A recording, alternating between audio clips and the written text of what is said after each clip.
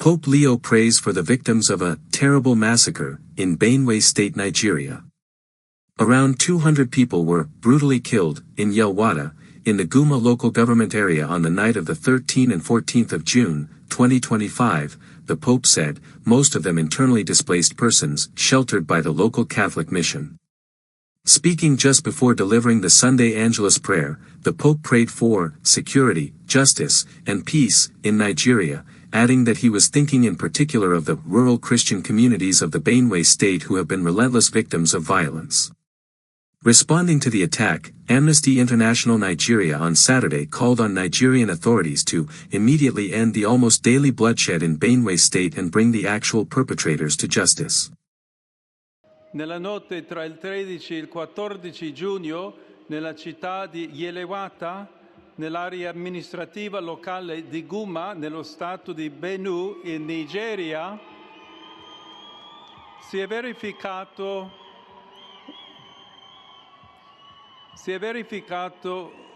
un terribile massacro in cui circa 200 persone sono state uccise con estrema crudeltà, la maggior parte delle quali erano sfollati interni, ospitati dalla missione cattolica locale. Prego affinché la sicurezza, la giustizia e la pace prevalgano in Nigeria, paese amato e così colpito da varie forme di violenza. E prego in modo particolare per le comunità cristiane rurali dello Stato di Benue, che incessantemente sono stati vittime della violenza. The same people that told us that those in our forest killing us in Benue, in Agatu, those in southern Kaduna slaughtering us in Zango Kadaf, they said, they opened their mouth, go and Google it, they said, these are foreigners, foreign headsmen. That was what they said.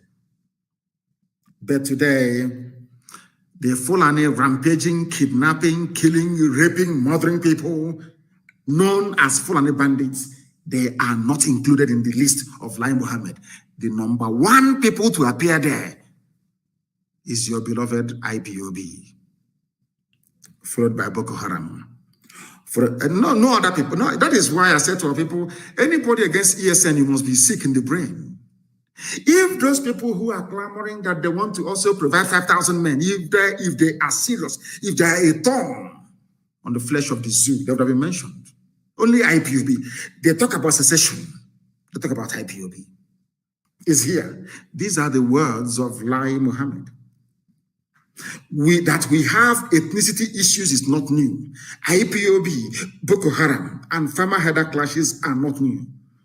All we must do is to look for a way forward. What is that way forward? By Fulanizing everybody. By Fulanizing everybody. These are the things that some of you must understand. And what they intend to do, as they have done in the past few hours, is to unleash their so-called DSS that can never catch Boko Haram. DSS can never catch ISIS in West Africa province, which is ISWAP. But DSS can never ever catch Fulani bandits. The only people they catch, you'll be in your house sleeping at night. They will storm your place with their darkened hillocks and they're doing cowboy, abducting innocent people who are not armed. You must understand this very carefully what they are doing. That is Nigeria for you. And they claim that they're doing their job. Because we are the people threatening the complete Fulani takeover of the whole of Nigeria. Only IPOB. I'm sorry to say. That is why we are being mentioned. You know what Lai Mohammed said? He said, we are aware of them, which means the aware of IPOB. The government is working. Secession is not the way out of our challenges. You don't cure a headache by beheading the patient. The things that unite us in Nigeria are more than what separates us, he said. The minister said that the stakeholders at the town hall meeting in Kaduna came up with some recommendations to further secure and unite the country towards growth. Always unite, unity. Nobody talks about your well-being. Nobody is concerned that Yoruba people are refugees in Benin Republic. Nobody is concerned about what DSS is doing. Nobody is concerned about what goes on at army checkpoints now in Biafra land where people are being slaughtered. Nobody is concerned that the whole of Bende right now as I speak is full of Fulani jihadists. with their cattle. Your well-being. Let us not even talk about employment or good roads or good schools or hospitals. That one can never come. We are talking about your own survival as a human being. And do you know why Lai Mohammed was chosen to say all of these things? Now listen to why he's doing it. Lai Mohammed is a Yoruba man, apparently, from Kwara State. But he is a Fulanized Yoruba man. He's a Muslim, the same as Tinubu.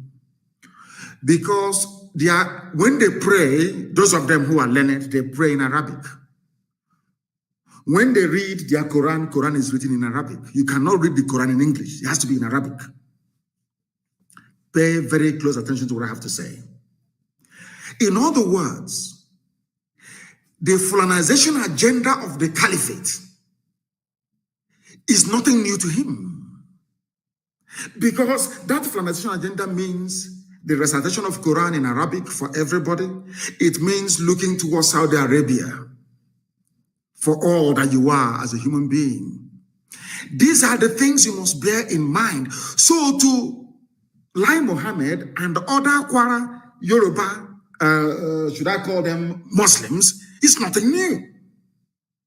For all they care, the supreme leader of all Muslims in Nigeria is the Sultan of Sokoto. It can never be a Yoruba man.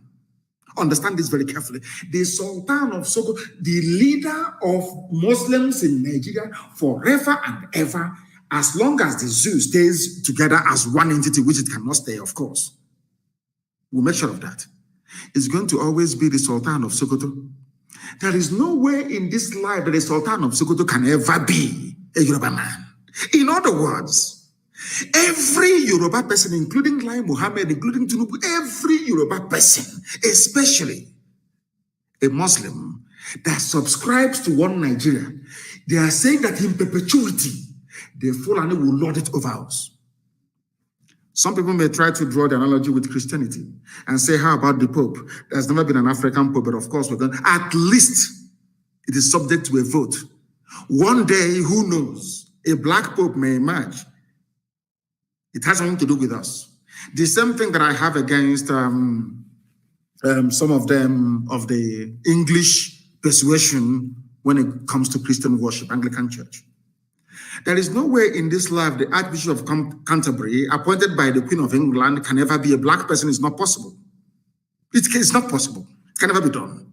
The same way there is no way in this world that the Sultan of Sokoto, the supreme leader of Muslims in Nigeria, will ever be a Yoruba man. So every Yoruba person canvassing or campaigning for one Nigeria, you are saying that you have double yoke. Obasanjo emerged, the Yoruba man, as the head of state of Nigeria because the Fulani said so. He came back again and became civilian head of state because the Fulani said so. Shonekon emerged because the Fulani said so.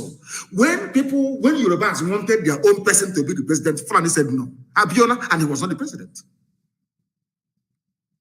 What people are doing inadvertently, what people are doing with them is that I don't know, they bring this burden upon themselves without understanding the idiocy of supporting one Nigeria. The reason why I touched upon this is because the only thing, Nigeria is a totalitarian state. They give you the misleading and erroneous impression that somehow we're all together in a democracy. Nigeria is a totalitarian state. It's not a democracy. Why am I saying this? Now, there is insurgency all across the north. Restiveness in the south, so to speak. People agitating for their freedom. Let me tell you the recommendation that they come up with in Kaduna. The stakeholders recommended that security operatives be equipped with modern equipment to boost efficiency necessary to win the trust and confidence of the people. Who are the people running your security agencies, Fulani?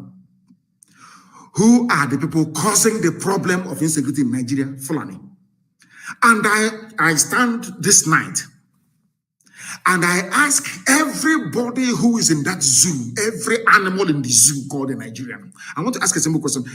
Just name somebody, one person that reported the activities of Fulani killers and headsmen to any police or divisional police of headquarters manned by a Fulani person, and something was done about it. 4 times now, the Fulani herdsmen have attacked Enugu. 9 times they've attacked Ebonyi. At no point during these attacks did the commissioner for police in any of these states, never ever during these attacks did the commandant or the head of army at 82 Division ever send soldiers to go and stop the slaughter of the innocent in the villages. Never, but they are there. Their job is to keep Nigeria united, not to secure Nigeria. That is why this evening, as we are live on air, I'm announcing that people should stop traveling in and out of Enugu at night. Now, the Janjaweed are operating from Loba, given to them by Ojus Okalo. Loba is a terrorist base of the Fulani in our land. But you have governors all over the place. You have people living in Abuja and in Lagos, pontificating and talking rubbish every place there about their beloved one zoo, one Nigeria. This is what is exactly what gave birth to Eastern Security Network. They have met in the Kaduna. They have held a meeting. Nobody said we should recall all headers and ban open grazing. Oh, sorry, not to ban, to enforce the ban on open grazing of 1969. Nobody is saying anything about it. No, 1968. And I must correct myself, 1968. They're not saying it. Nobody is saying that the bandits they claim that came from Mali, from Chad, from Niger should go back to their land. No. All that concerns them is security, because they need to hold all of you down. As they are pinning you down, the Fulanis are coming in and settling in your farmlands and in your forests without you knowing about it.